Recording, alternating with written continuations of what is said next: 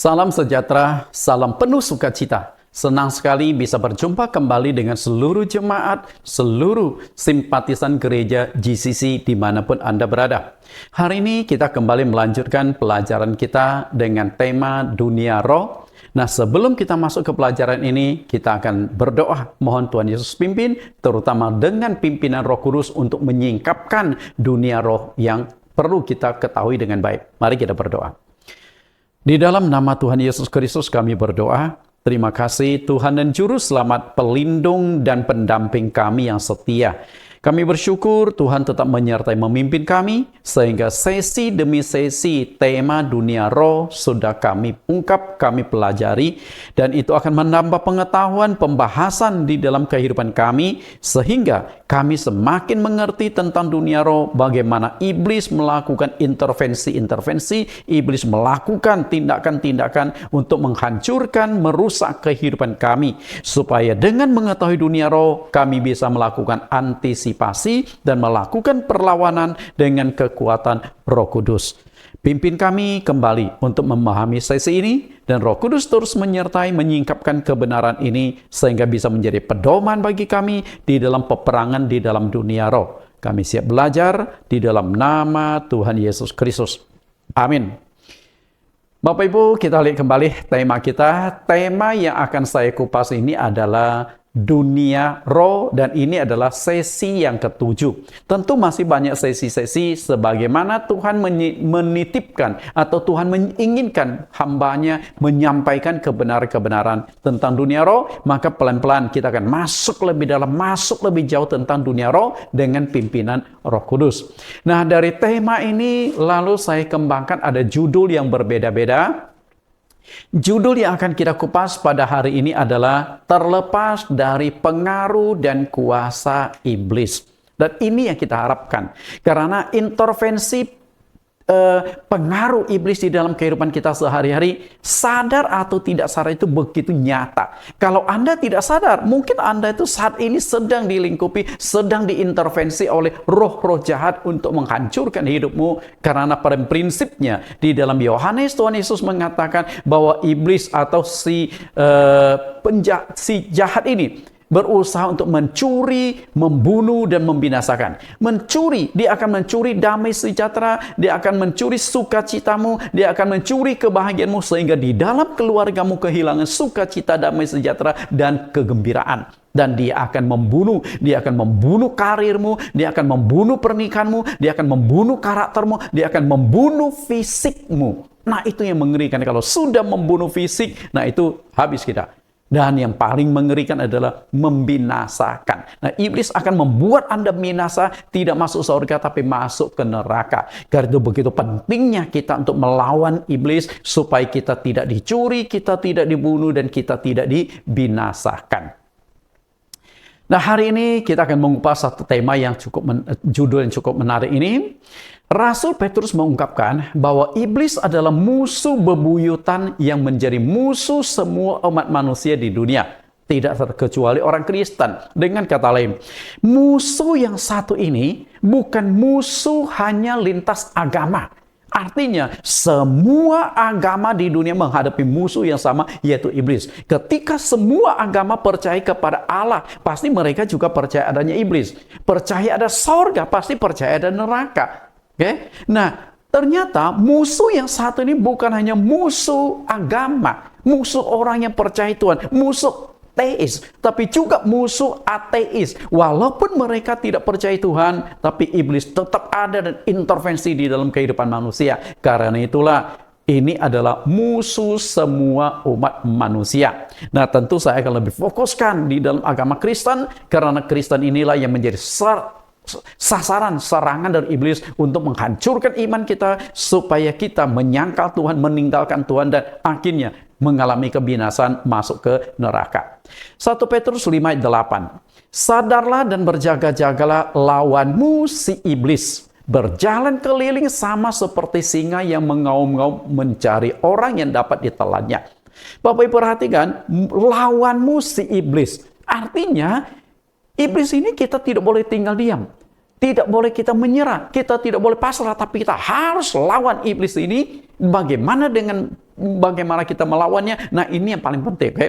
Melawan iblis. Nah, kemudian iblis ini kalau Anda biarkan, maka Anda akan ditelan. Maka kalimat selanjutnya adalah mencari orang yang dapat ditelannya. Berarti tidak semua orang bisa ditelan oleh iblis. Tidak semua orang bisa diserang oleh iblis.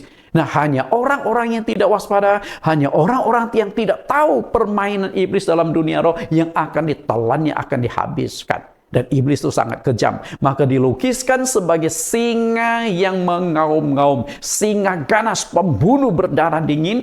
Dan berjalan keliling. Berarti sedang mencari peluang, sedang mencari kesempatan untuk masuk menghancurkan Anda. Anda harus lawan. Lawan dengan iman yang teguh. Karena apa? Seluruh saudara kita, semua saudara kita di seluruh dunia menanggung penderitaan yang sama. Artinya, iblis itu bukan hanya bekerja di satu negara. Iblis itu bukan hanya bekerja di satu lokasi. Tapi iblis bekerja di seluruh dunia. Di seluruh permukaan bumi. Satu ketika, kalau Anda baca di dalam kitab Ayub. Saat itu, malaikat-malaikat datang kepada Tuhan. Dan iblis juga datang kepada Tuhan. Tuhan bertanya kepada iblis, dari mana engkau?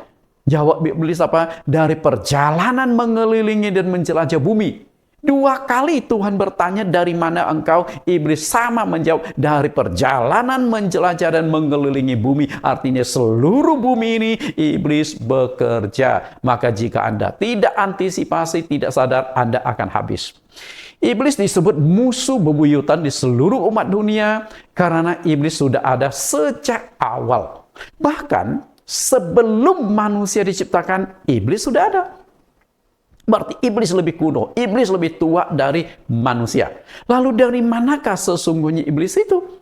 Nah, apakah Allah, Sang Allah yang Maha Suci menciptakan makhluk yang jahat ini lalu untuk mengganggu manusia, untuk membuat hidup manusia susah? Apakah konsep itu seperti itu?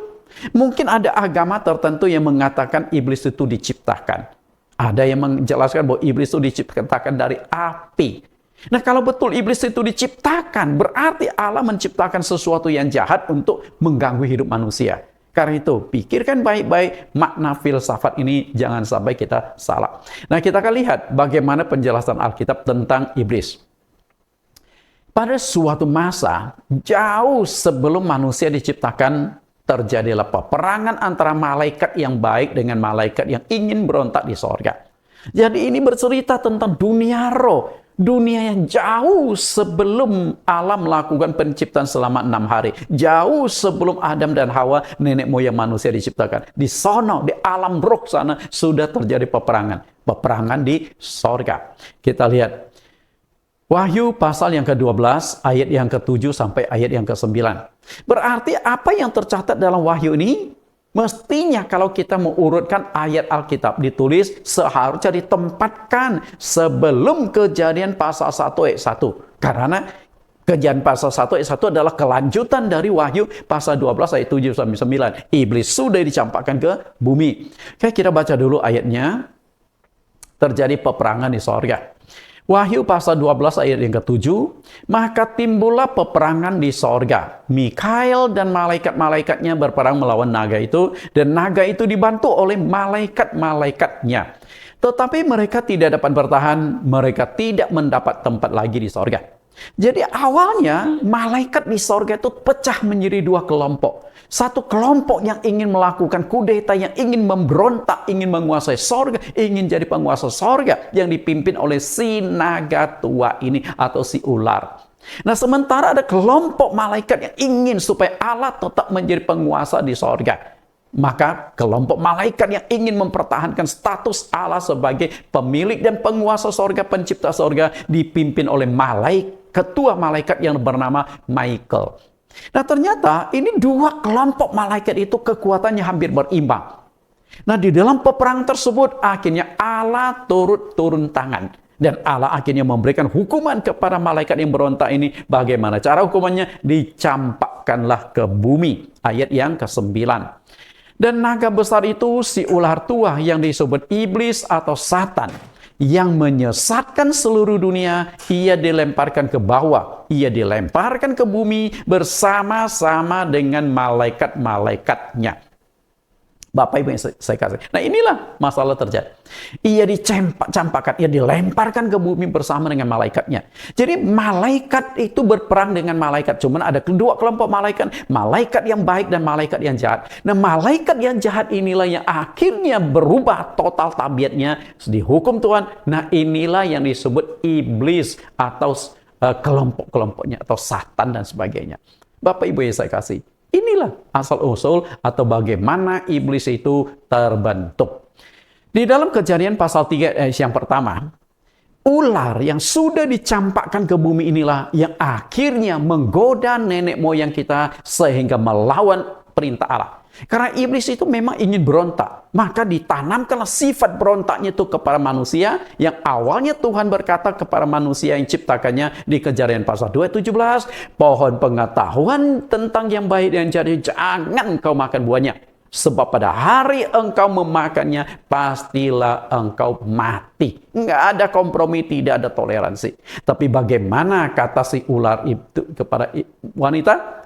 Belum tentu. Oke, coba kita baca dulu. Kejadian pasal 31. Adapun ular ialah yang paling cerdik dari segala binatang di darat yang dijadikan oleh Tuhan Allah. Ular itu berkata kepada perempuan itu, tentulah Allah berfirman, semua pohon dalam taman ini jangan kau makan buahnya, bukan? Nah, ayat yang pertama ini, pertama sekali iblis itu mengutip ayat Alkitab untuk menghancurkan, untuk merusak, dan juga menipu, menyesatkan manusia. Padahal kalau Anda baca di dalam Kejadian pasal 2 ayat 16, Allah berkata kepada manusia, semua pohon dalam taman ini boleh kau makan buahnya dengan bebas. Tapi oleh iblis, kalimat itu dipelintir. Tentulah Allah berfirman, semua pohon dalam taman ini jangan kamu makan buahnya, bukan? Tuhan berkata boleh. Ini belum berbicara pohon pengetahuan tentang yang baik dan jahat. Ini berbicara semua jenis pohon. Tuhan berkata boleh kau makan dengan bebas. Silakan pilih, silakan tentukan kapan, hari apa engkau mau makan, buah jenis apa. Tapi iblis berkata jangan dimakan. Kan dibalik. Tuhan berkata boleh, iblis berkata jangan. Nah itulah siasat penyesatan iblis, selalu bertentangan, selalu berbalik dengan apa yang ditentukan oleh Tuhan. Dan yang repotnya adalah iblis memakai nama Tuhan. Iblis menjual nama Tuhan. Tentulah Allah berfirman. Bayangkan betapa hebatnya si iblis itu. Makanya saya ada satu mata pelajaran yang sangat bagus. Yang harapan saya Bapak Ibu juga bisa mengikutinya. Tapi belum direkam. Mungkin tahun depan yang dengan tema manipulasi penyesatan iblis dalam gereja. Itu ada 20 sesi lebih. Itu sangat bagus. Puluhan pendeta sudah pernah ikut seminar-seminar itu. Oke, kita lanjutkan. Lalu, apa hubungan jatuhnya iblis dengan manusia sehingga iblis begitu membenci manusia? Iblis dicampakkan ke bumi. Lalu iblis menyerang menghancurkan hidup manusia. Sampai sekarang kita berperang menghadapi si iblis ini. Permasalahannya adalah apa salah kita kepada iblis? Atau apa salah nenek moyang kita kepada iblis? Apakah nenek moyang kita Adam dan Hawa pernah mengganggu iblis? Permasalahan di mana? Kita coba analisa lebih jauh.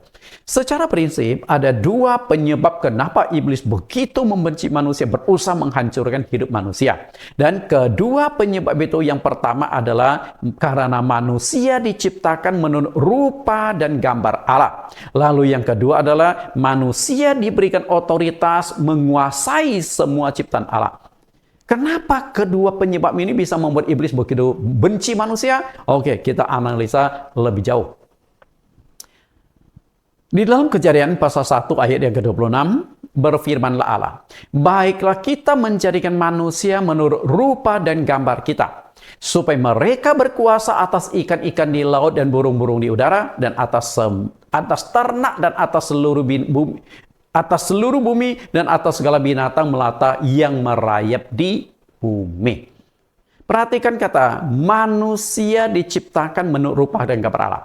Lalu ayat 27. Maka Allah menciptakan manusia itu menurut rupanya, menurut gambarnya. Menurut gambar Allah diciptakannya dia, laki-laki dan perempuan diciptakannya mereka. Bapak Ibu, kenapa manusia yang diciptakan menurut rupa dan gambar Allah itu begitu dibenci oleh iblis? Bapak Ibu harus tahu, peperangan di sorga tadi.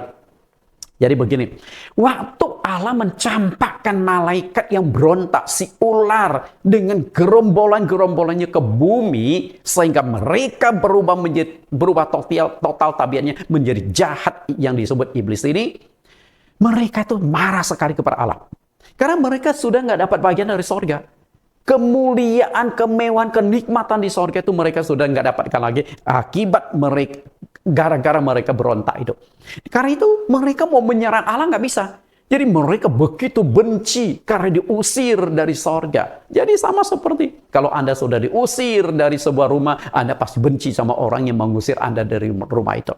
Apapun alasannya. Betul? Anda diusir. Misalnya kalau Anda jadi jemaat di suatu gereja, lalu Anda diusir, terlepas Anda benar atau Anda salah, Anda diusir keluar dari gereja itu, saya yakin Anda akan pasti benci kepada gereja itu, dan benci terutama kepada orang yang sudah mengusir Anda dari gereja. Betul? Jangankan diusir, konflik saja akhirnya Anda kabur dari gereja itu. Anda pasti nggak suka sama orang yang berkonflik dengan Anda. Karena itu iblis begitu membenci Allah. Tapi iblis tidak bisa naik ke sorga untuk menyerang Allah lagi. Malah iblis-iblis dan gerombolannya yang begitu banyak. Kalau di Alkitab, kitab Wahyu mungkin menjelaskan 1/3 dari malaikat di sorga berhasil ditarik oleh si naga tua ini untuk melawan Allah. Mereka tidak bisa naik ke sorga lagi, melakukan peperangan lalu menyerang takhta Allah lagi. Nggak bisa, karena mereka begitu benci kepada Allah. Tentu mereka tahu wajah Allah. Nah persoalannya, ketika manusia diciptakan rupa, gambar atau wajah Allah, dengan melihat manusia, iblis itu melihat wajah Allah, gambaran Allah. Sehingga walaupun mereka tidak bisa menyerang Allah, tapi mereka bisa menyerang gambaran Allah, yaitu manusia. Maka iblis begitu membenci manusia karena manusia diciptakan menurut rupa dan gambar Allah. Itu yang pertama. Lalu yang kedua, setelah Allah selesai melakukan penciptaan, selesai nih 6 hari penciptaan. Di hari yang ke-7, hari Sabat, Tuhan berhenti dari segala penciptaan. Nah, apakah Tuhan serahkan otoritas atas penciptaan itu kepada iblis? Enggak. Kita lihat Kejadian pasal 1 ayat 28. Allah memberkati mereka, lalu Allah berfirman kepada mereka, beranak cuculah dan bertambah banyak, penuhilah bumi dan taklukkan itu. Berkuasalah atas ikan-ikan di laut dan burung-burung di udara dan atas segala binatang yang merayap di bumi. Bapak Ibu, iblis itu haus akan kekuasaan. Haus. Karena itu, mereka itu berontak di sorga karena ingin menguasai sorga. Agar makhluk-makhluk yang lain itu hormat sujud kepada si iblis, si naga ini. Tapi mereka gagal. Nah, ketika dicampakkan ke bumi, lalu Allah ketika melakukan proses penciptaan selama 6 hari, iblis itu sudah sangat berharap. Sangat berharap. Ya sudah, kalau kami tidak bisa menguasai sorga, biarkanlah, izinkanlah kami menguasai bumi ini. Mereka harap-harap cemas dengan berharap setelah selesai ciptaan lalu Allah serahkan itu kepada mereka. Dengan demikian adil dong, Allah penguasa sorga, iblis penguasa di bumi. Oke? Namun apa yang terjadi setelah selesai melakukan penciptaan itu? Penguasaan, otoritas atas segala ciptaan Allah diserahkan kepada manusia, diberikan kepada Adam dan Hawa. Berkuasalah atas ikan-ikan di laut dan burung-burung di udara dan atas segala binatang yang merayap di bumi. Saat itu iblis makin emosi, iblis makin marah. Kenapa bukan diserahkan kepada kami? Karena itulah Allah sang pencipta pintar. Satu sisi dia menjadi penguasa di sorga, namun sisi lain dia juga menjadi penguasa di bumi dalam wujud makhluk ciptaannya serupa dengan segambar Allah. Menjadi penguasa di bumi dalam gambarannya. Karena itu iblis makin marah. Karena itu iblis berusaha menyerang manusia, berusaha merebut otoritas yang saat ini dipegang oleh manusia dengan berbagai macam cara. Bapak Ibu yang saya kasihi di dalam Tuhan Yesus, iblis sangat marah kepada Allah karena diusir dari sorga. Dan kemarahan iblis itu semakin jadi ketika Allah menyerahkan otoritas atas dunia ciptaannya itu kepada manusia. Jadi di sorga gagal dia dapatkan, di dunia pun atau di bumi pun iblis gagal mendapatkannya. Karena itulah Iblis berusaha merebut otoritas yang diserahkan Allah kepada manusia, kepada Adam. Merebut otoritas itu. Lalu bagaimana caranya? Nah, saat itu iblis mulai melakukan pengamatan. Kira-kira ada celah apa, ada peluang apa, supaya dia bisa merebut otoritas itu dengan cara mengalahkan manusia itu. Dan akhirnya peluang itu muncul.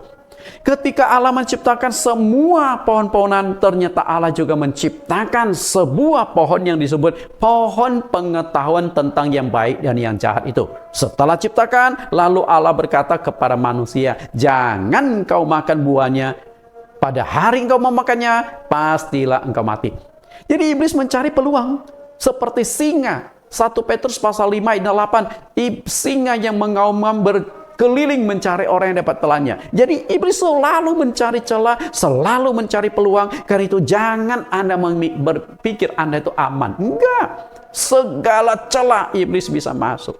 Dan celah inilah iblis tahu bahwa manusia itu belum tentu bisa kuat menahan godaan, menahan rayuannya. Akhirnya dia mulai membuat supaya manusia itu melanggar perintah Tuhan dengan godaan, dengan janji-janji. Kalau kamu makan buah itu, kamu akan seperti Allah loh. Tahu tentang yang baik dan jahat, matamu akan terbuka loh. Dan akhirnya akibat godaan tawaran yang begitu menarik, Hawa terpedaya, lalu mulai memetik buah itu, dimakan dan diberikan juga kepada suaminya. Dua-duanya jatuh di dalam dosa. Iblis pintar. Karena dia memanfaatkan peluang itu, memanfaatkan celah itu untuk menjatuhkan Adam dan Hawa. Kekalahan Adam dan Hawa dalam menghadapi pencobaan itu mengakibatkan mereka bukan hanya kehilangan kemuliaan Allah. Mereka juga mengalami kehilangan otoritas atas dunia ini. Jadi, sejak Adam dan Hawa jatuh dalam dosa, dunia itu dikuasai oleh iblis. Mungkin kita nggak sadar. Sejak saat itulah bumi ini sudah dikuasai oleh iblis. Apa daya? Karena itu seluruh bumi, seluruh dunia dikuasai, dicengkeram oleh iblis. Kita lihat dulu dasar ayat dan pembuktiannya. Kejatuhan Adam mengakibatkan dunia dikuasai oleh iblis. 1 Yohanes 5 ayat yang ke-17 ke bawah. Kita lihat bagaimana sang pakar dunia roh, Rasul Yohanes, seorang yang menguasai dunia roh, dia bisa melihat dengan jelas bagaimana bumi ini dilingkupi, bumi ini dikuasai oleh si setan itu. 1 Yohanes 5:17, semua kejahatan adalah dosa, tetapi ada dosa yang tidak mendatangkan maut. Kita tahu bahwa setiap orang yang lahir dari Allah tidak berbuat dosa, tetapi dia yang lahir dari Allah melindunginya dan si jahat tidak dapat menjamahnya. Ayat 19, kita tahu bahwa kita berasal dari Allah dan seluruh dunia berada di bawah kuasa si jahat. Perhatikan, Rasul Yohanes dalam dunia roh bisa melihat dengan jelas pekerjaan dari si jahat. Dan salah satu penegasan Yohanes adalah seluruh dunia berada di bawah kuasa si jahat. Artinya seluruh bumi ada di bawah kuasa si jahat. Karena itulah si jahat ini yang sudah menguasai manusia-manusia di bumi ini, maka cenderung menggunakan berbagai macam kejahatan-kejahatan manusia, menimbulkan dosa sebanyak-banyaknya. Maka di akhir zaman, pekerjaan si jahat ini akan berlipat ganda, sehingga makin banyak orang jahat, sampai akhirnya Tuhan akan musnahkan bumi ini, sama seperti di zaman Nuh. Kenapa Allah memusnahkan bumi ini? Karena kejahatan manusia itu sudah mencapai puncaknya. Dan ini akan terulang. Kalau di zaman Nuh Allah menghancurkan bumi dengan air, tapi di akhir zaman Allah akan menghancurkan bumi dengan api. Itu dicatatkan di dalam 2 Petrus pasal 3 ayat 10 sampai 12. Maka di ayat 11 Tuhan berkata, betapa suci dan salehnya kamu harus hidup. Artinya hanya orang yang kudus, orang yang saleh yang akan terhindar dari penghancuran. Karena iblis memang membuat manusia itu rusak hidupnya supaya dibinasakan oleh Allah. Karena seluruh bumi sudah ada di bawah kuasa si jahat, dengan sendirinya, menurut Rasul Yohanes sang pakar dunia roh, manusia yang ada di bumi juga ada di bawah kuasa si jahat. Mengerikan ya. Tapi apakah dia sadar atau tidak, itu yang menjadi persoalan. Nah, si jahat ini akan menanamkan karakter-karakter jahat yang membuat manusia selalu berbuat dosa, dan dosa dilakukan setiap hari. Maka setiap hari kita itu berbuat dosa tanpa kita sadari. Karena itulah peperangan. Kalau Anda hidup di dalam dosa, berarti Anda kalah perang. Tapi kalau Anda bisa menolak kejahatan, hidup dengan benar, berarti Anda sedang berperang dan menang di dalam peperang melawan si setan. Karena si setan akan memanfaatkan Anda melakukan kejahatan-kejahatan. Apapun jenis kejahatan. Di dunia ini selain penjahat, tidak ada yang mengajarkan yang jahat. Okay? Selain penjahat, misal teroris, dia akan mengajarkan teror. Nah, sisanya, apapun sukumu, keluargamu, agamamu, organisasi masyarakat, lembaga pendidikan dimanapun di seluruh dunia, setiap kesempatan selalu mengajarkan anak-anak dari sejak kecil supaya memiliki sifat, tabiat, karakter yang baik. Artinya itu begini loh. Manusia tidak perlu diajarkan berbuat jahat. Manusia tidak perlu diajarkan berbuat dosa, tapi manusia bisa berbuat dosa. Sedangkan untuk mengajarkan berbuat baik, punya etika, hidup dengan bermoral, hidup dengan beradab, itu susah sekali kita ajarkan dari kecil sampai dewasa. Kita ajar, setiap hari diajar. Sedangkan kejahatan nggak usah diajar. Karena prinsipnya manusia itu memang sudah jahat. Karena sudah dikuasai oleh si setan itu. Karena itu, bibit atau benih kejahatan itu sudah ada sejak di dalam kandungan ibu kita. Makanya Raja Daud mengatakan Mazmur 51 ayat 7, sesungguhnya dalam kesalahan aku diperanakan dan dalam dosa aku dikandung ibuku. Dari dalam kandungan ibu saja kita sudah punya bibit dosa, sudah bibit kejahatan. Nah, setelah kita lahir, kalau kita nggak diajarkan yang baik, yang benar, lebih parah lagi. Ya, kenapa ada bibit dosa? Nah, ini dosa turunan. Dosa turunan dari mana?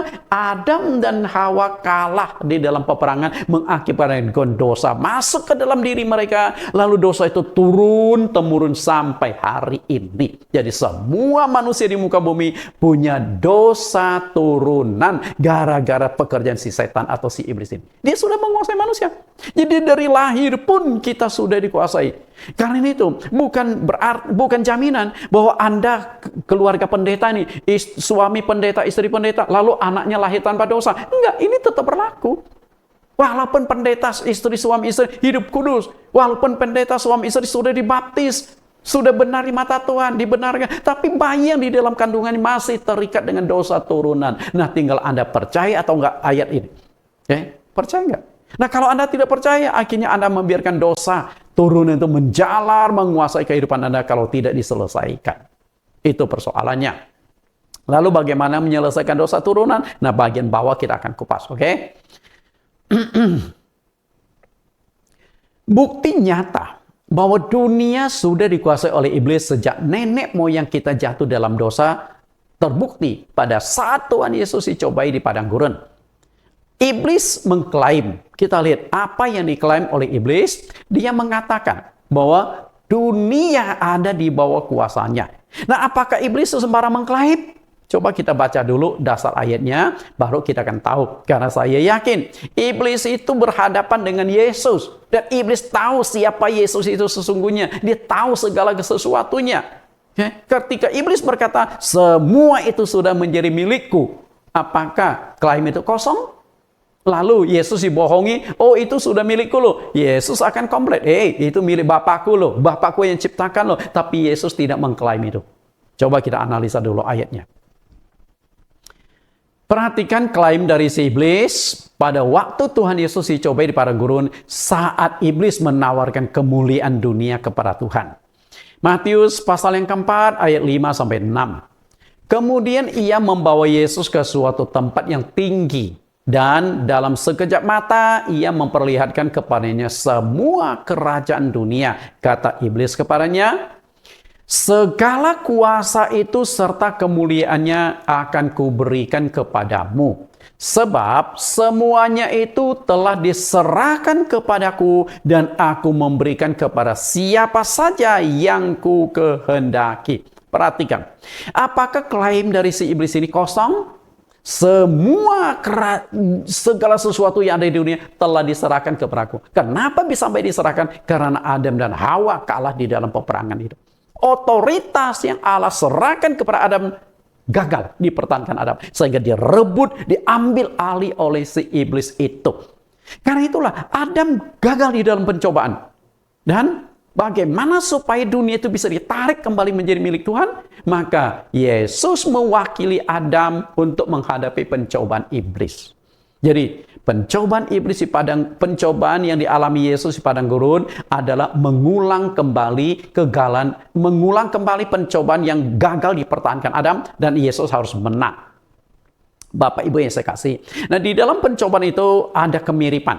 Ada 3 senjata iblis yang dipakai untuk menghancurkan Adam dan Hawa, yaitu keinginan mata, keinginan daging, dan keangkuhan hidup. Keinginan mata, Hawa melihat buah itu enak dimakan. Keinginan daging, sedap kelihatannya. Keangkuhan, kalau kamu makan buah itu, kamu akan menjadi seperti Allah. Nah, di sisi yang lain, pencobaan di padang gurun, 3 senjata iblis pun diuji kembali kepada Yesus. Keinginan mata. Iblis memperlihatkan semua kerajaan dan kemuliaan dunia. Oke? Memperlihatkan, artinya mata. Lalu keinginan daging, ubah batu-batu ini menjadi roti. Karena saat itu Yesus sedang lapar. Dan keangkuhan hidup, iblis berkata, engkau adalah anak Allah, jatuhkan dirimu ke bawah. Kau takut? Kamu kan anak Allah loh, bukan orang sembarangan loh. Kesombongan Yesus mau dinaikkan. Jadi pintar sekali iblis. Nah, Adam kalah. Nah, Yesus harus menang di dalam pencobaan ini. Nah, ketika iblis menawarkan, iblis itu artinya sudah menguasai bumi ini, dan dia berkata, aku berhak, aku punya kuasa memberikan kepada siapapun. Dan permintaan iblis sederhana, sujud menyembah aku. Karena iblis itu memang haus kekuasaan. Dari sorga saja dia kepingin malaikat-malaikat sujud menyembah kepadanya. Di bumi pun iblis ingin manusia sujud kepadanya. Sampai Yesus pun diminta sujud kepadaku, maka semua itu akan menjadi milikmu. Iblis tawarkan. Berarti iblis berkuasa, iblis sudah menguasai bumi, baru bisa menawarkan kepada Yesus. Kalau enggak, Yesus pasti komplain. Enak aja ngaku-ngaku, itu Bapakku punya, itu milik Bapakku yang menciptakan. Kenyak kau dari sini. Yesus tidak komplain, karena Yesus tahu memang dunia sudah dikuasai oleh iblis, otoritas atas dunia dipegang oleh si iblis. Maka Yesus ingin rebut kembali. Jadi istilah begini, petinju. Katakanlah piala bergilir ini, saat ini Indonesia katakanlah naik tinju. Katakanlah Kristen yang di Semarang. Tinju, dia memegang sabuk kejuaraan. Lalu bertinju dengan orang Jepang, naik ring. Ternyata Kristen kalah. Sehingga sabuk kejuaraan itu pindah ke Jepang. Nah, bagaimana supaya sabuk kejuaraan itu bisa kembali ke Indonesia? Maka akan dilakukan pertandingan. Apakah Kristen yang maju atau yang menggantikan Kristen maju? Nah, suatu hari mungkin ada seorang petinju Indonesia melawan orang Jepang dan dia menang. Sehingga sabuk kejuaraan itu bisa pindahkan kembali ke Indonesia. Prinsipnya itu sama seperti ini. Dunia dimenangkan oleh Tuhan melalui pencobaan karena Yesus menang atas pencobaan. Tuhan Yesus berhasil menolak tawaran iblis, namun apakah pengikut-pengikut Yesus sanggup melawan tawaran yang begitu menggiurkan? Menurut saya belum tentu. Dan hal itu terbukti pada Yudas Iskariot yang gagal menolak tawaran itu. Yudas jatuh dalam dosa. Yudas akhirnya menggunakan kesempatan untuk menjual gurunya karena tamak akan harta. Semua itu karena iblis. Sangat jelas Alkitab mengatakan iblis membisikkan rencana dalam hati Yudas Iskariot. Yohanes pasal 13 ayat yang kedua. Jelas sekali bahwa iblis yang memperalat Yudas untuk menjual gurunya karena tamak akan uang itu. Apa sesungguhnya isi dunia yang ditawarkan oleh sang penguasa dunia kegelapan ini? Apa itu ya? Oke, kita lihat isinya apa. Rasul Yohanes menjawab dalam kitab yang dia tulis, isi dunia yang ditawarkan oleh iblis kepada siapapun yang tertarik untuk memilikinya. Di 1 Yohanes pasal 2 ayat 15 sampai ayat yang ke-16. Ayat 1 Yohanes pasal 2 ayat 16, sebab semua yang ada di dalam dunia, yaitu keinginan daging, keinginan mata, serta keangkuhan hidup bukanlah berasal dari Bapa, melainkan dari dunia. Nah, kalau bukan berasal dari Bapa, berarti dari iblis. Dan iblis menjadi penguasa dunia. Berarti iblis menggunakan keinginan daging, keinginan mata, keangkuhan hidup untuk membujuk manusia. Jadi, inilah 3 senjata iblis. Kalau engkau tidak jatuh karena keinginan daging, mungkin keinginan mata. Keinginan daging itu apa? Nah, Paulus menjelaskan lebih jauh keinginan daging di dalam Galatia pasal yang ke-5. Ayat 19 ke bawah. Keinginan daging adalah ini, dan seterusnya. Banyak sekali. Oke? Keinginan daging. Dan keinginan mata. Kalau Anda lolos dari keinginan daging, mungkin mata belum tentu lolos. Banyak tokoh-tokoh yang jatuh karena keinginan mata. Daud jatuh karena keinginan mata. Sementara tentara pergi berperang, Daud tidur sampai sore-sore di soto. Lalu suatu hari dia jalan-jalan di soto istana. Pas dia melihat ke bawah, Batsheba sedang mandi lalu diintip oleh Daud. Bukan selesai setelah diintip, tubuh yang molek itu masuk ke dalam otaknya begitu menggiurkan. Lalu dipanggil, ditanya, siapa ini? Batsheba. Dan dia sudah punya suami. Nah, akhirnya singkat cerita, Daud merebut Batsheba dengan cara membunuh suaminya. Itu kan dosa dari mata. Salomo, matanya tidak pernah puas melihat gadis-gadis, kepingin ambil sampai 1001. 700 orang istri, 300 orang gundik, dan 1 permaisuri yang selalu mendampingi raja untuk duduk di atas istana. 1001, bayangkan. Oke? Kemudian keangkuhan hidup. Saul adalah orang yang jatuh karena keangkuhan hidup. Sombong. Ketika Daud pergi berperang pulang. Lalu ada perempuan-perempuan menari menyambut kedatangan Daud, sang pahlawan ini. Saul mengalahkan beribu-ribu. Saul mengalahkan beribu-ribu. Daud mengalahkan berlaksa-laksa. Itu kalimat nyanyi itu membuat sebal sekali. Sehingga dia berpikir, kok Daud diperhitungkan lebih tinggi, aku hanya beribu-ribu, Daud berlaksa-laksa. Nah, dari sanalah kecemburuan, dengki, iri hati menguasai dia, dan akhirnya dia akan membunuh panglima yang sudah berperang mati-matian membela negaranya.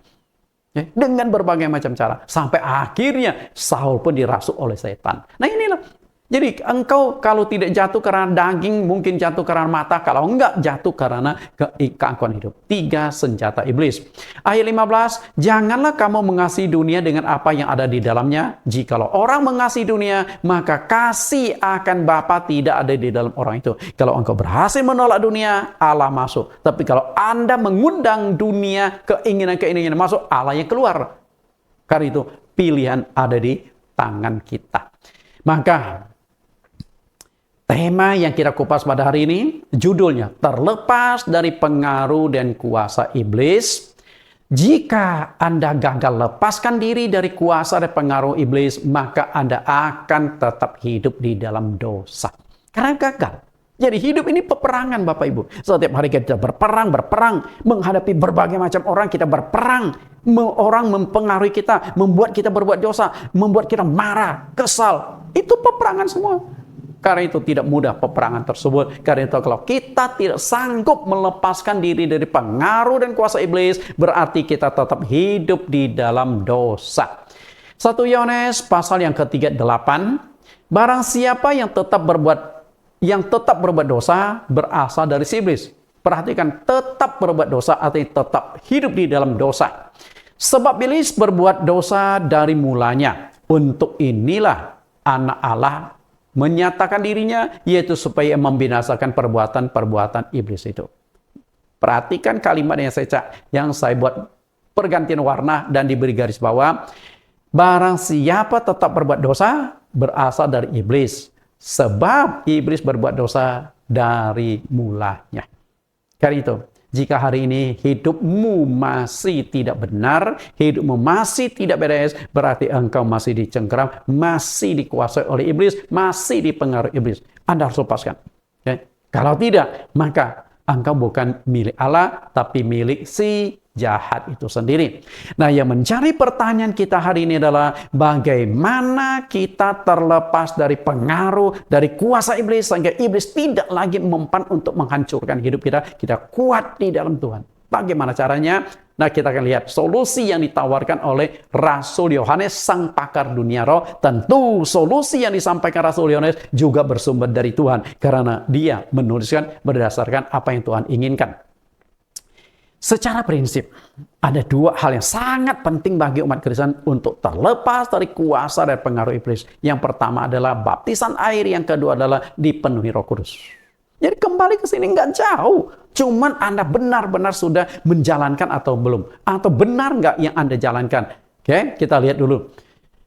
1 Yohanes 5 ayat 18-19. Kita tahu bahwa setiap orang yang lahir dari Allah tidak berbuat dosa. Tetapi dia yang lahir dari Allah melindunginya. Dan si jahat tidak dapat menjamahnya. Ayat 19. Kita tahu bahwa kita berasal dari Allah dan seluruh dunia berada di bawah kuasa si jahat. Ayat yang ke-19 kita sudah baca bahwa seluruh dunia itu di bawah kuasa si jahat. Artinya semua manusia di muka bumi ada di bawah kuasa si jahat. Nah, bagaimana kita terlepas dari kuasa pengaruh dari si jahat? Sama seperti Paulus yang juga menjelaskan untuk membuka mata mereka supaya mereka berbalik dari kejahatan kepada kebenaran. Lihat ayat 18 ini. Ada solusi yang Tuhan tawarkan, yaitu lahir dari Allah. 2 kali Rasul Yohanes menekankan lahir dari Allah. Nah, kita coba analisa. Apa sih yang maksud lahir dari Allah? Karena kalau engkau lahir dari Allah, engkau tidak berbuat dosa lagi dan Tuhan akan melindungimu sehingga engkau tidak bisa dijamah lagi oleh iblis. Berarti terlepas dari pengaruh iblis. Tapi sayangnya banyak orang tidak mengetahui maksud dilahir dari Allah itu apa. Oke, apa sih lahir dari Allah? Apakah kita harus lahir seperti wanita melahirkan anak laki-laki ketika lahir dari Allah? Inilah rahasia yang banyak tidak tersingkap. Oke, kita lihat. Lahir dari Allah. Yesus ketika mengajar, dia pernah menyinggung tentang lahir kembali. Oke, coba lihat. Yohanes pasal 3 yang ke-7. Janganlah engkau heran, karena aku berkata kepadamu, kamu harus dilahirkan kembali. Dilahirkan kembali. Berarti dilahirkan kembali bukan dilahirkan dari manusia lagi. Bukan benih manusia lagi. Tapi lahir dari Allah itu benih Allah. Nah, dilahirkan kembali dari benih Allah itu seperti apa? Nah, kita lihat lebih jauh. Kamu harus dilahirkan kembali. Karena lahir secara fisik sudah. Cuman lahir secara rohani belum. Yohanes pasal 3 yang ke-5. Aku berkata kepadamu, sesungguhnya jika seorang tidak dilahirkan dari air dan roh, ia tidak dapat masuk ke dalam kerajaan Allah.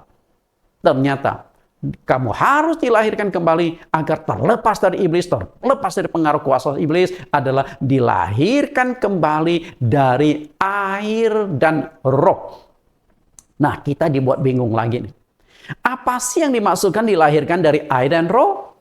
Nah, ini dilahirkan dari air itu adalah baptisan air. Dilahirkan dari roh adalah harus dipenuhi Roh Kudus. Karena itu 2 kunci utama bagaimana Anda terlepas dari pengaruh dan kuasa iblis. Kita lihat lebih jauh penjelasan tentang dilahirkan dari air dan roh. Rasul Paulus akhirnya menjelaskan lebih jauh makna yang terkandung dalam Yohanes pasal 3 yang ke-5 tentang dilahirkan dari air dan roh. Nah, kita lihat penjelasan dari Rasul Paulus itu. Karena kalau engkau sudah dilahirkan dari air dan roh di dalam Yohanes pasal 3 yang ke-5 adalah engkau bisa masuk kerajaan Allah. Berarti dilahirkan dari air dan roh itu punya suatu khasiat menyelesaikan dosa. Karena satu-satunya yang merintangi Anda masuk ke sorga adalah dosa. Dan dosa ini harus dibereskan. Lalu bagaimana cara membereskan dosa? Baptisan air. Makanya di Titus pasal 3 yang ke-5, Rasul Paulus katakan pada waktu itu dia telah menyelamatkan kita. Artinya dilahirkan dari air dan roh itu bisa menjadi menyelamatkan kita masuk surga. Bukan karena perbuatan baik yang telah kita lakukan, tetapi karena rahmat-Nya. Rahmat itu kasih karunia, anugerah, melalui permandian kelahiran kembali.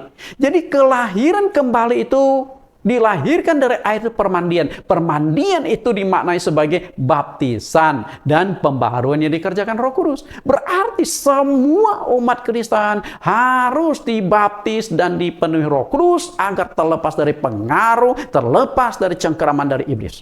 Itu kunci utama kekristenan dari awalnya. Oke? Dosa. Kita lihat dosa. Dosa adalah media atau sarana bagi iblis untuk menguasai dan mempengaruhi setiap manusia di dunia. Dosa, dia masuk lewat corong dosa itu. Kejadian pasal yang keempat, ayat yang ke-6 dan 7. Bagaimana dosa itu masuk ke dalam hidup manusia, menghancurkan hidup manusia. Firman Tuhan kepada Kain, mengapa hatimu panas dan mukamu muram? Apakah mukamu tidak akan berseri jika engkau berbuat baik? Tetapi jika engkau tidak berbuat baik, dosa sudah mengintip di depan pintu. Ia sangat menggoda engkau, tetapi engkau harus berkuasa atasnya. Perhatikan kata, dosa sudah mengintip. Jadi dosa di sini itu diibaratkan hidup. Kenapa? Karena dosa ini dikendalikan oleh setan. Oke, diarahkan oleh setan untuk menghancurkan hidup manusia. Berarti dosa ini ada di dalam diri kita. Baik dan jahat. Memang setiap hari kita berperang baik jahat. Nah, Tuhan wanti-wanti kepada Kain. Hati-hati Kain. Karena ada benih dosa yang sedang mengintip di dalam hatimu. Saya tahu engkau benci kepada adikmu, engkau tidak puas kepada adikmu karena persembahanmu tidak diterima, tapi adikmu persembahan diperkenan. Engkau jadi iri, dengki, dan benci. Hati-hati Kain. Ayat 1 Yohanes pasal 3 ayat 12, apakah peringatan dari Tuhan kepada Kain itu diterima? Lalu disadari Kain? Enggak, karena dianggap umum saja. Karena memang kebencian. Jadi banyak orang tuh benci, marah, dendam, dianggap itu biasa karena saya manusia. Padahal itu pekerjaan dari setan. Karena apa? Setan itu benci, marah, dendam, sedangkan Allah itu kasih. Maka harus dilawan dengan kasih. Baru itu bisa diredakan. Dan akibatnya apa? Kain gagal, Kain kalah di dalam peperangan ini. 1 Yohanes 3:12. Bukan seperti Kain yang berasal dari si jahat dan yang membunuh adiknya. Apakah sebabnya ia membunuhnya? Sebab segala perbuatannya jahat dan perbuatan adiknya baik. Perhatikan, berasal dari si jahat. Dan Kain kalah. Artinya si iblis berhasil menguasai si Kain untuk mengikuti keinginan dari si iblis, yaitu pembunuhan. Karena tadi saya sudah katakan, 3 hal yang dilakukan iblis: mencuri, membunuh, membinasakan. Mencuri, dia akan mencuri damai sejahteramu. Apakah Kain ketemu adiknya masih ada damai sejahtera? Enggak, yang ada adalah benci, dengki. Kemudian membunuh, dia bunuh adiknya. Dan ujungnya Kain, kalau dia tidak bertobat, mengalami kebinasan karena melakukan dosa yang besar, dosa pembunuhan. Binasa jiwa Kain. Bapak Ibu yang saya kasih di dalam Tuhan Yesus, karena itu, dosa yang dijadikan media oleh iblis untuk masuk, menguasai, dan mempengaruhi hidup kita harus diputuskan. Lalu bagaimana cara memutuskan media yang dipakai oleh iblis itu? Engkau harus dibaptis. Baptisan air. Karena baptisan air itu bukan sekedar main-main Bapak Ibu. Karena apa? Baptisan air punya kuasa mengampuni dosa. Nah, ketika dosamu sudah diampuni, berarti sudah putus hubungan dengan si setan. Karena setan itu bekerja masuk lewat dosa-dosa itu. Kita lihat. Baptisan punya kuasa mengampuni dosa, ditegaskan oleh Yohanes Pembaptis. Lukas pasal 33. Maka datanglah Yohanes ke seluruh daerah Yordan dan menyerukan, bertobatlah dan berilah dirimu dibaptis dan Allah akan mengampuni dosamu. Ini ayat sudah jelas. Dibaptis, Allah akan ampuni dosamu. Nggak usah ditafsirkan macam-macam. Lalu, Kisah Rasul pasal 2 ayat 38. Ini perkataan Rasul Petrus. Jawab Petrus kepada mereka, bertobatlah dan hendaklah kamu masing-masing memberi dirimu dibaptis dalam nama Yesus Kristus untuk pengampunan dosamu. Maka kamu akan menerima karunia Roh Kudus. Lalu ini perkataan dari seorang hamba Tuhan kecil yang tinggal di kota Damsyik. Perkataan ini ditujukan kepada Saulus yang baru bertobat. Karena Saulus masih ragu-ragu. Karena begitu mudahkah untuk dapat putus hubungan dari iblis, mendapat pengampunan dosa hanya lewat baptisan? Maka saat itu dia masih ragu-ragu. Tapi didorong oleh Ananias dan akhirnya Saulus juga dibaptis. Kisah Rasul pasal 22, 16. Dan sekarang, mengapa engkau masih ragu-ragu? Bangunlah, berilah dirimu dibaptis, dan dosa-dosamu disucikan sambil berseru kepada nama Tuhan. Jelas sekali. 3 orang hamba Tuhan pelayanannya berbeda, tapi 3-tiganya menekankan baptisan punya kuasa mengampuni dosa. Dengan demikian baptisan memutus hubungan kita dengan si iblis agar dosa kita diselesaikan. Karena iblis masuk lewat dosa kita. Karena itulah mengapa orang yang sudah kita beritakan Injil ketika dia terima Yesus harus segera dibaptis. Karena baptisan itu untuk memutus hubungan, memutus rantai yang membelenggu kita dari iblis. Diputuskan lewat baptisan. Matius 28 ayat 19. Karena itu pergilah, jadikanlah semua bangsa muridku dan baptislah mereka dalam nama Bapa dan Roh Kudus. Jadi begitu orang mau percaya, harus segera diarahkan supaya dibaptis. Sama juga Markus pasal 16 dan 16. Lalu ia berkata kepada mereka, pergilah ke seluruh dunia, beritakan Injil kepada segala makhluk. Jadi ketika kita beritakan Injil, ada yang mau terima, segera diarahkan untuk dibaptis. Ayat 16, siapa yang percaya dan dibaptis akan diselamatkan, tetapi siapa yang tidak percaya akan dihukum. Kalau Anda percaya Yesus, rajin ke gereja, ikut ibadah, tapi nggak mau dibaptis, belum tentu Anda selamat. Baptisan menyentuhkan keselamatan. Kalau Anda aktif ke gereja, bukan berarti Anda sudah terlepas dari pengaruh dari si iblis, karena belum diputuskan hubungan melalui baptisan. Itu yang pertama. Jadi, ada 2 perlindungan yang akan kita dapatkan lewat baptisan. Perlindungan seperti apa? Lihat apa yang disampaikan oleh Rasul Paulus. Galatia pasal 3, 26-27. Sebab kamu semua adalah anak-anak Allah karena iman di dalam Kristus Yesus. Karena kamu semua yang dibaptis dalam Kristus telah mengenakan Kristus. Kita lihat kuasa perlindungan dari Tuhan lewat baptisan air. Yang pertama adalah anak-anak Allah. Dan yang kedua, mengenakan Kristus. Itu kita dapatkan lewat baptisan. Nah, anak-anak Allah itu maksudnya begini. Kalau kita sudah mendapatkan status sebagai anak Allah, pasti Allah akan melindungi anak-anaknya. Betul? Jika di jalanan ada kerusuhan, anak tetangga keluar di jalanan, anak kita keluar di jalanan. Nah, waktu Anda mau menyelamatkan anak-anak yang di jalan itu dari kerusuhan, anak tetangga yang Anda selamatkan atau anak Anda? Pasti anak Anda dong. Walaupun Anda tahu anak tetangga juga perlu diselamatkan, tapi Anda akan prioritaskan anak Anda sendiri, dibawa masuk, diamankan. Nah, kalau ada waktu baru Anda tolong anak tetangga. Kalau enggak, biarkan saja. Karena bukan urusanmu, dia ada orang tuanya. Maka kita anak Allah, pasti Allah akan melindungi kita, memproteksi kita, menjauhkan kita dari serangan-serangan iblis. Karena kita sudah dapatkan status anak Allah lewat baptisan. Lalu yang kedua, mengenakan Kristus. Mengenakan Kristus sama seperti sebuah jubah yang kita kenakan. Jubah kebesaran. Karena itu, seorang dikenal dari jubahnya. Seorang dokter dikenal dari jubahnya, kita hormat. Seorang polisi dikenal dari jubahnya. Makin tinggi pangkat yang ada di jubahnya, kita makin, wah, hebat. Bintang 1, bintang 2, bintang 3, bintang 4. Kan jubahnya. Tapi kalau begitu dia copot jubahnya, kita nggak tahu. Yang duduk di sebelah kita yang makan bakso ternyata jenderal berbintang 4. Tapi begitu dia pakai jubahnya, kita baru kaget, gila. Gua baru makan sama pejabat berbintang 4. Jubah itu menunjukkan sebuah status, menunjukkan perlindungan. Jadi begitu jubah Tuhan itu kita kenakan, maka kita dapatkan perlindungan seperti jubah kebesaran seorang raja.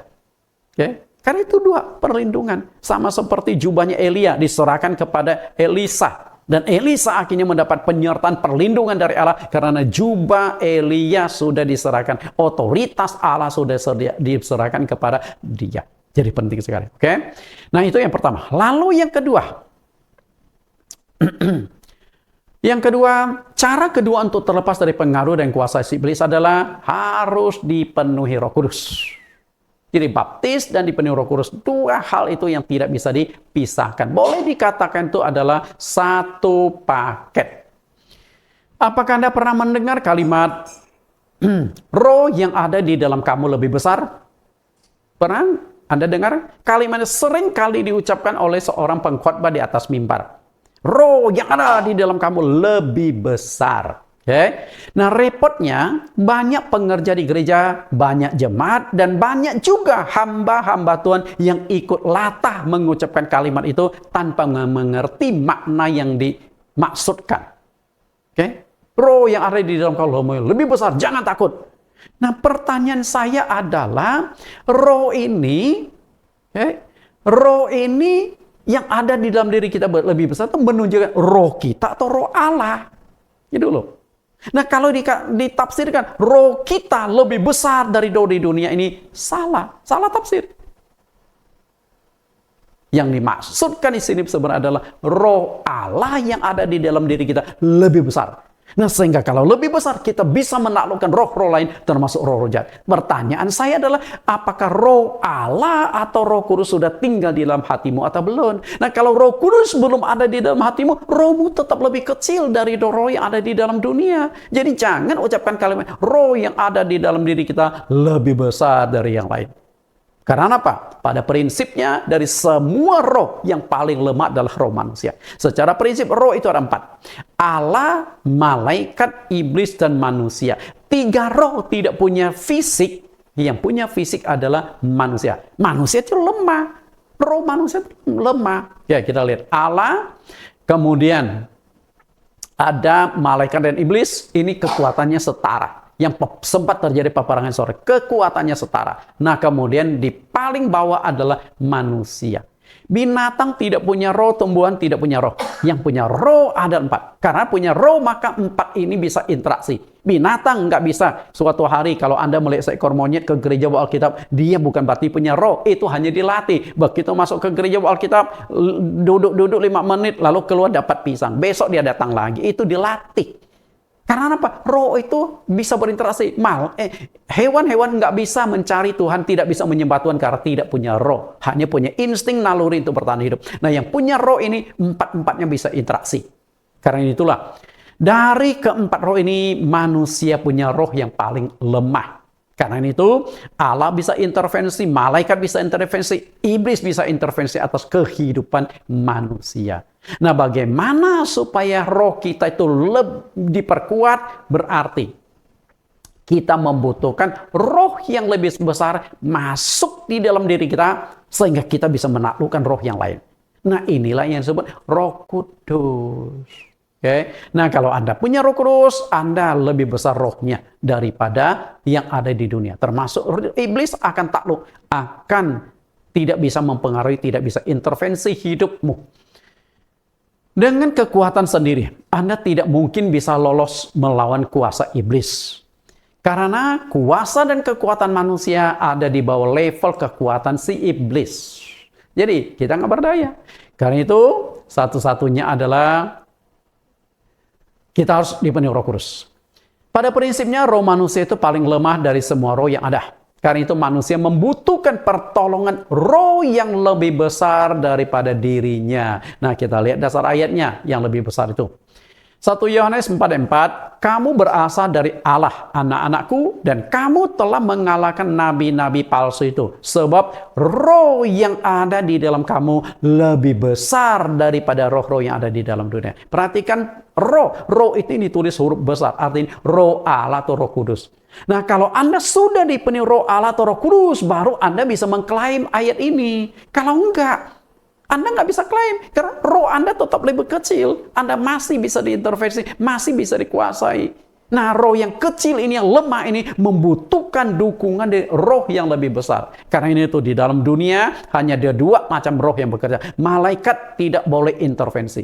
Karena apa? Malaikat itu pelayan Tuhan, hamba Tuhan.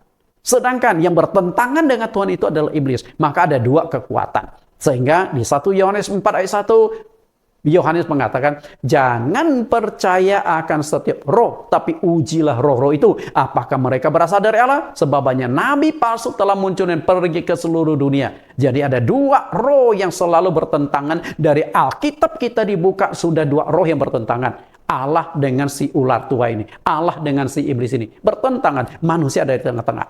Karena itu, roh Allah adalah sandaran andalan umat Kristen untuk mendapatkan kekuatan. Itu roh Allah, itu roh kudus.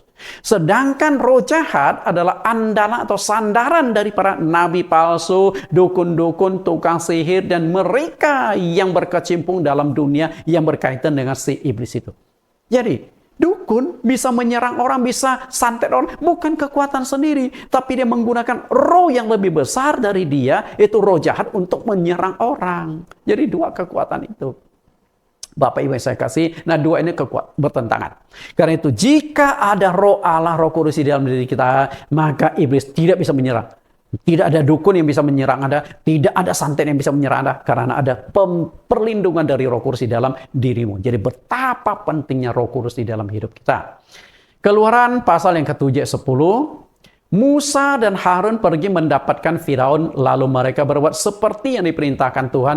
Harun melemparkan tongkatnya di depan Firaun dan para pegawainya, maka tongkat itu menjadi ular. Kita lihat.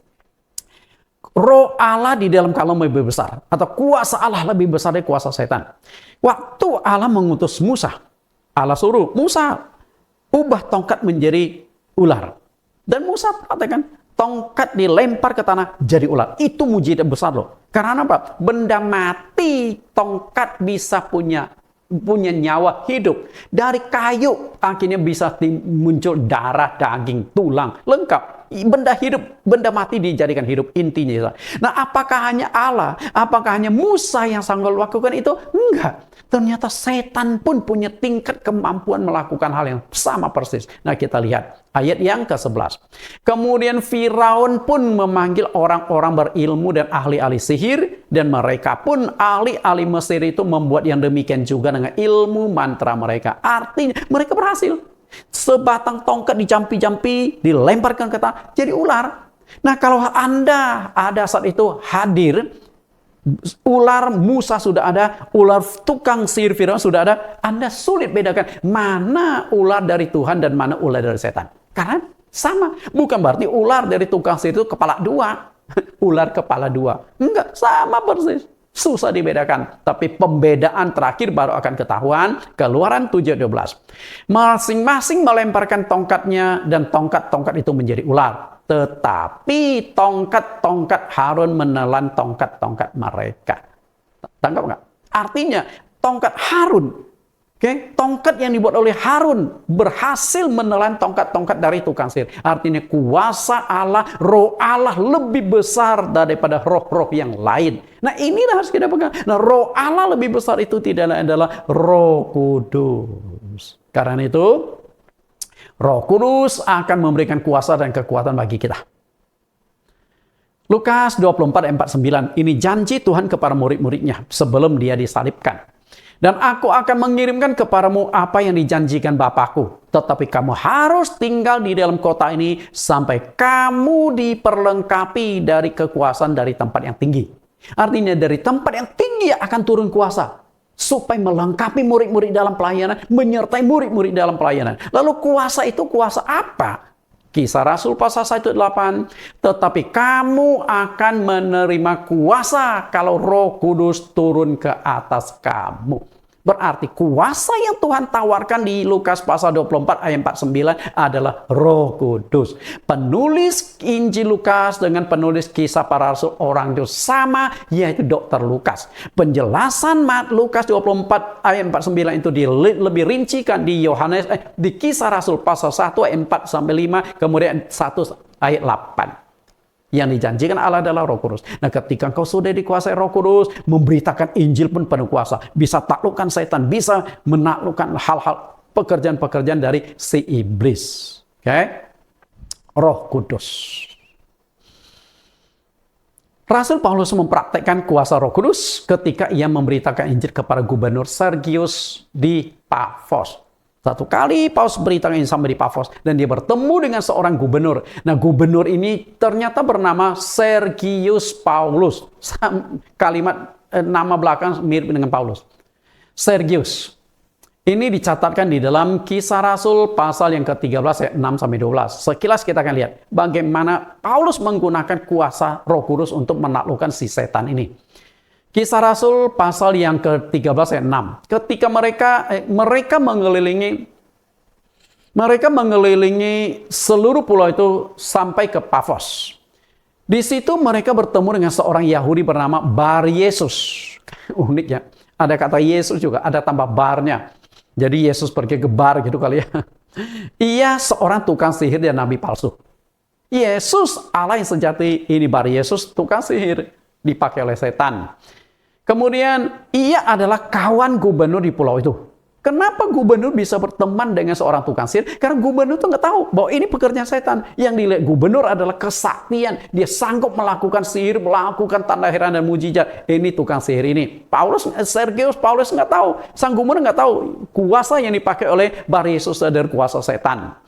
Sergius Paulus yang adalah seorang cerdas, gubernur itu memanggil Barnabas dan Saulus karena ingin mendengar firman Allah.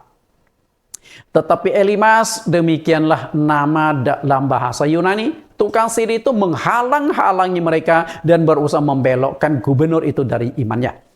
Inilah yang intervensi kuasa. Sergius Paulus yang masih dikuasai oleh tukang sihir harus dilepaskan. Nah, bagaimana cara melepaskan? Disinilah peran Roh Kudus itu sangat penting. Kita lihat pertentangan peperangan rohani ini. Apa yang dilakukan Paulus dalam menghadapi serangan gangguan iblis melalui Elimas, si nabi palsu ini? Rasul Paulus mengandalkan kuasa Roh Kudus untuk meredam dan menaklukkan gangguan dari iblis. Kita lihat ayat selanjutnya, ayat 9. Tetapi Saulus yang disebut juga Paulus, yang penuh dengan Roh Kudus, menatap dia dan berkata, "Hai anak iblis, engkau penuh dengan rupa-rupa tipu muslihat dan kejahatan. Engkau musuh segala kebenaran. Tidakkah engkau akan berhenti membelokkan jalan Tuhan yang lurus itu?" Perhatikan, Saulus yang penuh dengan Roh Kudus. Berarti kuasa Roh Kudus itu luar biasa menaklukkan setan, melepaskan dan menghancurkan pengaruh dari kuasa iblis. Ayat yang ke-11, sekarang lihatlah, tangan Tuhan datang menimpa engkau dan engkau menjadi buta. Beberapa hari lamanya engkau tidak dapat melihat matahari. Dan seketika itu juga orang itu merasa diliputi kabut dan gelap. Dan sambil meraba-raba, ia harus mencari orang yang dapat menuntun dia. Tadinya dia tuh sombong sekali merasa punya kuasa, si Elimas ini. Gubernur pun bisa dikuasai oleh dia. Tapi berhadapan dengan Rasul Paulus yang penuh dengan Roh Kudus, dia takluk dan akhirnya mendapatkan hukuman. Ayat yang ke-12, melihat apa yang terjadi itu, percayalah gubernur itu, ia takjub oleh ajaran Tuhan. Dan akhirnya gubernur di Pafos ini lalu bertobat mencari percaya kepada Yesus. Dan betapa luar biasanya seorang pejabat tinggi, pejabat Romawi, gubernur, dan akhirnya bisa menjadi pengikut Yesus. Kalau seorang gubernur, kalau zaman sekarang Bapak Ibu, kalau seorang gubernur yang menguasai satu provinsi di Indonesia sudah bertobat menjadi orang Kristen, mendirikan gereja itu sudah enak, memberitakan Injil sudah enak, karena ada dukungan dana, ada dukungan koneksitas, dan dukungan segala fasilitas. Nah, Paulus, saya nggak tahu manfaatkan kesempatan itu apa enggak. Bapak Ibu, berdasarkan pengalaman Paulus dalam pelayanan, kuasa iblis itu hanya bisa ditaklukkan dengan kuasa Roh Kudus, yaitu Roh Allah sendiri. Maka agar terlepas dari pengaruh dan kuasa iblis, kita harus bersandarkan pada kuasa dan kekuatan dari Roh Kudus. Jadi dibaptis, selesai dibaptis, Anda jangan tinggal diam, kejar sampai Anda dipenuhi Roh Kudus. Itu tahap yang selanjutnya. Karena kalau Anda sudah dibaptis, sudah putus hubungan dengan setan, bukan berarti Anda sudah dapat kekuatan untuk melawan setan. Enggak, perlu Anda dipenuhi Roh Kudus untuk melawan si setan itu sendiri. Karena itu, kuasa Roh Kudus di dalam diri kita harus kita pertahankan dan diperkuat dengan cara berdoalah dalam Roh Kudus. Nah, ini hanya bisa dilakukan oleh orang yang sudah dipenuhi Roh Kudus. Berarti, Roh Kudus, kalau Anda sudah dapat Roh Kudus ya, kalau Anda belum dapat Roh Kudus, lain cerita. Anda harus kejar sampai dapat Roh Kudus. Lalu, bagaimana sih tanda bukti dipenuhi Roh Kudus? Nah, topik Roh Kudus itu ada 25 sesi di dalam link YouTube saya. Bible Teaching Ministry, sidang Anda cari. 20 sesi. 20 sesi topik Roh Kudus semua. Dan Anda bisa belajar apa sih Roh Kudus itu, tanda-tanda orang yang dipenuhi Roh Kudus, lalu bagaimana cara dipenuhi Roh Kudus. Sudah lengkap. Jadi saya nggak bisa kupas di tema ini karena jadi panjang. Hanya sambungan atau tambahan saja. Oke? Karena itu, ketika engkau sudah ada Roh Kudus di dalam dirimu, aktifkan Roh Kudus itu. Oke, aktifkan. Tambah kekuatannya. Bagaimana tambah? Berdoalah dalam Roh Kudus. Yudas 1 ayat 20. Akan tetapi kamu, saudara-saudaraku yang kekasih, bangunlah dirimu sendiri atas dasar imanmu yang paling suci dan berdoalah dalam Roh Kudus. Bapak Ibu, untuk melawan setan dibutuhkan iman yang teguh. Itu ditegaskan oleh Rasul Petrus dalam 1 Petrus pasal 5 ayat yang ke-9. Lawanlah dia dengan iman yang teguh. Dan salah satu cara membuat iman itu menjadi teguh, iman itu menjadi kuat, harus dibangun oleh kuasa Roh Kudus, yaitu berdoalah dalam Roh Kudus. Lalu apa yang dimaksudkan berdoalah dalam Roh Kudus? Oke, berdoalah dalam Roh Kudus maksudnya apa? Lalu bagaimana melakukan praktik berdoa dalam Roh Kudus? Rasul Paulus, kalau ini kan tulisan Yudas kan? Yudas 1:20. Nah, Rasul Paulus menjelaskan makna berdoa dalam Roh Kudus itu seperti apa? 1 Korintus 14 ayat yang keempat. Siapa yang berkata-kata dengan bahasa roh, ia membangun dirinya sendiri. Tetapi siapa yang bernubuat, ia membangun jemaat. Perhatikan kata membangun. Apa yang dikatakan Yudas 1:20 adalah bangunlah dirimu sendiri di atas dasar imanmu yang paling suci dan berdoa dalam Roh Kudus. Bangun imanmu lewat doa. Berdoa dalam Roh Kudus. Nah, berdoa dalam Roh Kudus supaya imanmu bisa dibangun, dijelaskan Rasul Paulus di 1 Korintus 4:4, yaitu berkata-kata dengan bahasa roh. Artinya, berdoa dalam Roh Kudus adalah Anda langsung berdoa pakai bahasa roh. Karena bahasa roh itu akan mencas Anda, menambah kekuatan Anda ke Roh Kudus yang ada di dalam diri Anda. Ayat 18. 1 Korintus 14 ayat 18, aku mengucap syukur kepada Allah bahwa aku berkata-kata dengan bahasa roh lebih daripada kamu semua. Karena Rasul Paulus sudah mendapatkan pengalaman bagaimana rohaninya itu dicas, bagaimana rohaninya dikuatkan, bagaimana imannya dibangun. Dia selalu berdoa dengan bahasa roh. Sehingga dia berkata, aku berdoa dengan bahasa roh lebih daripada kamu semua. Karena Paulus tahu manfaatnya. Sayang sekali banyak pendeta, banyak pengerja, banyak jemaat yang sebenarnya sudah dapat Roh Kudus, tetapi mereka tidak berdoa dalam bahasa roh. Saya lihat pengerja di gereja, mereka sudah ada Roh Kudus, tapi tidak menggunakan kekuatan bahasa roh di dalam doa mereka. Rasul Paulus yang sudah pengalaman dengan kuasa roh menemukan rahasia untuk melipat gandakan kuasa Roh Kudus adalah dengan tekun berdoa dalam bahasa roh.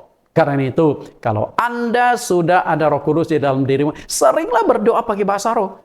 Karena kadang-kala kalau doa, jadi bahasa doa itu ada dua. Bahasa yang bisa dimengerti atau bahasa manusia dengan bahasa roh. Bahasa akal budi. Paulus menjelaskan di dalam 1 Korintus pasal yang ke-14 ayat yang ke-14 sampai 15, dua macam. Bahasa akal budi dan bahasa roh. Bahasa akal budi adalah bahasa yang bisa didengar manusia. Sedangkan bahasa roh hanya bisa didengar oleh Allah. Okay? Nah, bahasa akal budi sangat terbatas. Kita doa, ucapkan, katakanlah kita punya jatah waktu doa 1 jam. 15 menit Anda bisa menggunakan bahasa akal budi, itu sudah hebat. Sisa 45 menit apa yang lakukan? Berdoalah pakai bahasa roh. Nanti cas. Karena berdoa berbahasa roh berarti Anda sedang mencas rohani Anda, mencas iman Anda sama seperti cas HP atau mobil. Karena itu, dibaptis dan dipenuhi Roh Kudus harus dikejar oleh semua umat Kristen agar terlepas dari pengaruh dan kuasa oleh iblis. Tuhan Yesus berkati, sampai bertemu minggu depan. Kita berdoa. Di dalam nama Tuhan Yesus Kristus kami berdoa. Terima kasih Tuhan. Topik yang satu ini, sesi yang ke-6. dari dunia roh membuat kami memahami lebih jauh bagaimana kami terlepas dari belenggu, terlepas dari intervensi, terlepas dari kuasa iblis, supaya hidup kami menjadi orang yang merdeka dan berada di dalam kebenaran. Baptisan air dan dipenuhi Roh Kudus ternyata menjadi wadah yang sangat penting bagi kami untuk mempertahankan kekuatan kami, memutus hubungan, dan juga terlepas dari belenggu dan kuasa intervensi iblis. Karena itu Tuhan, apa yang sudah kami pelajari semoga bisa kami praktekkan di dalam kehidupan kami, bukan sebatas teori, tapi benar-benar kami dibaptis yang sesuai Alkitab, dan juga kami dipenuhi Roh Kudus, yaitu Roh Allah sendiri. Terima kasih Tuhan. Demikian doa permohonan kami dalam nama Tuhan Yesus Kristus. Amin.